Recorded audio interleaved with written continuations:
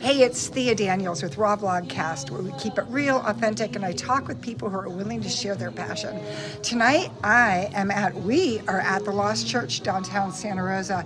This is Lilli Lewis. She's getting ready to go up on stage, and I can't wait to hear you do your thing. So tell us, what got you started into music? How did you know this was your jam? Honestly, I think I may have been doing music before I was even born. Like when I was 3, my sister was taking piano lessons, and I could just play everything that she played, and I desperately wanted lessons, and nobody would teach me because I was too young.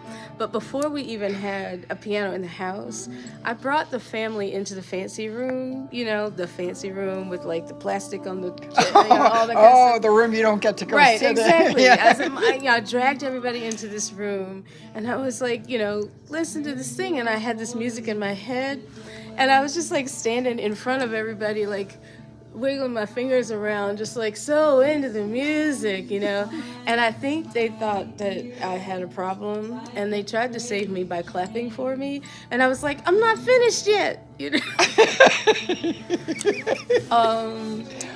So they should have known then that it was a lost cause, but I was really, I was 3 then. I started playing piano when I was 5. I mean, with lessons and everything. And it just, piano was my first best friend. It was kind of, I was a very shy child, and, it was my safe space. So I think I was born to it.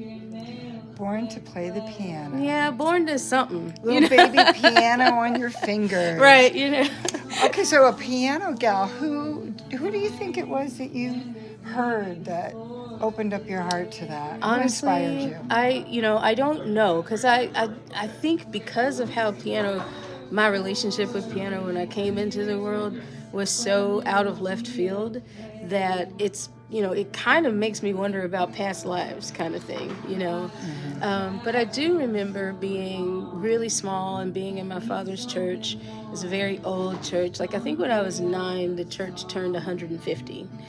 And we just had these hardwood floors, and they would just stomp on the floors, and like just kind of moan. And that feeling was so mesmerizing to me. It was like just being wrapped in this big warm blanket, and I we had an organist on one side of the church and a piano player on the other side of the church. Neither one of them did anything too fancy, but after church they would let me go up to the piano, and I would just play one note at a time as if I was trying to memorize how each note went. Mm-hmm. And so that it was just a mesmerizing attachment to like that vibrating wood and the information coming back. I can't say that a person gave it to me. Like nobody in my family was musical per se. My mother's family, my mother's great aunts were pianists, and in fact, one of them was a concert pianist in the New York and Philadelphia area when she was when she was young, but I never met them. I never knew them. And my mother couldn't stand it. And my father, never touched an instrument as far as I know. So I was a real anomaly. I was the black sheep of the family, and black sheep gone good. Right. So maybe if those walls of the church could talk, huh? Man, they were talking to you. They were talking to me. You mentioned the walls. Can I tell you something else magical about that church? Yes. In the middle of the service, once a month, I eventually learned that it was like, Communion Sunday or something. Because in the Baptist church, we didn't do full communion every Sunday. But I don't know what made this one day a month that special, because I didn't grow up in that church. I ended up moving to the Episcopal church, whole different situation, right? So I still don't know. It's still a mystery to me. Somebody can let me know. But one day a month, we would line the walls of the church, and we would sing that,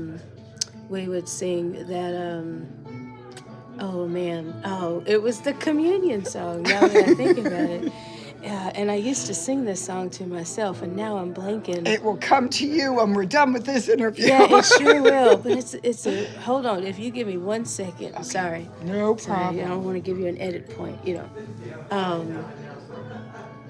Oh, it's not going to come. True life stories I'm of so doing live disappointed. interviews. Yeah, indeed. Well, maybe it'll come to you. How about maybe you were telling us a story.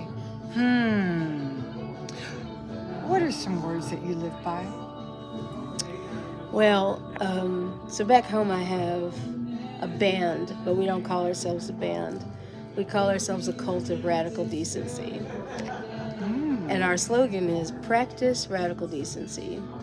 And we say practice because we don't want to be self-righteous about it. You know, we're all musicians. We all know when we started playing, we all sounded a hot mess, right? But we kept practicing. And we learned how to listen deeply. We learned how to play with one another instead of against one another. Or, you know, we learned that it was possible to drop having anything to prove and just be yourself. And that was the practice. And as a musician, you know, you have this high honor of getting to practice that with each other, right? Yes. And then radical is because, like, you know, recently decency has felt harder and harder to come by. And it's especially radical when you share decency with somebody that you don't agree with, or that somebody that challenges you, that triggers you, perhaps, you know. And it's like, nah, even in those spaces, you gotta lean in, you know, because I feel like everybody talks about this being the end times, everything is falling apart. But it's like, if these are the end times, let's go down hardcore good to being hardcore good to each other, you know. If this is really it, you know, let's like prove what humanity was for. And maybe, just maybe, if we get invested in that, then this won't be the end. Maybe, you know, maybe we'll get to the edge of the cliff and pull ourselves back. So wouldn't that be something? You know, and I think I chose decency. I didn't choose it. It's just like, you know, came in a dream. But like decency is sort of JV. It's like, let's keep it simple, you know. I know Tom Petty, the Heartbeats had that that slogan. Keep it simple, stupid. Oh, kiss. Kiss. That's K-I-S-S. right. Give you a little kiss. Yep. Keep it simple, stupid. Yes. So to keep it simple, let's try decency. That's JV. We might get to justice, which would be varsity, but I can't say we're there right now. We gotta practice. You know, practice radical decency. Right? How do you save the world? Practice. And we're just going to keep on practicing. Exactly. Yeah, you know, it's like every day, just make it a practice, you know? It's like nothing to prove. Yeah, set your intentions for decency. That's awesome. Hey, oh. You found it. Yeah, I did. On my knees. Oh, man. When I fall to this is the line that always got me. When I fall to my knees with my face to the rising sun, oh Lord, have mercy on me. It was the ultimate, like, song of humility for me when I was growing up. And anytime when I was, like, in high school or college, when I was having a very difficult time, I would just sit in a quiet place and I would sing, you know, those words, you know, when I fall to my knees with my face to the rising sun, oh Lord, have mercy on me. Yeah, that was the song. We would stand around the church and we would all sing this together and we'd all be in tears by the end. No music, no accompaniment, just voices. And, yeah. See, it did come back. It did come back. It was meant to be heard. How can we follow you?